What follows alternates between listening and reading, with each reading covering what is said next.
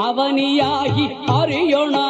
பொருளதாகி தொண்டர்கள் குருவுமாகி புகழரு தெய்வமாகி எண் திசை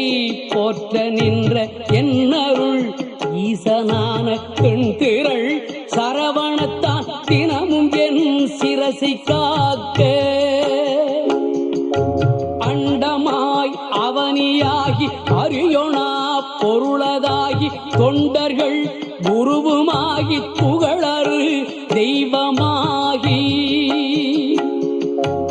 எண் திசை போற்ற நின்ற என்னருள் ஈசனான பெண் திரள் சரவணத்தான் தினமும் என் சிரசை காக்க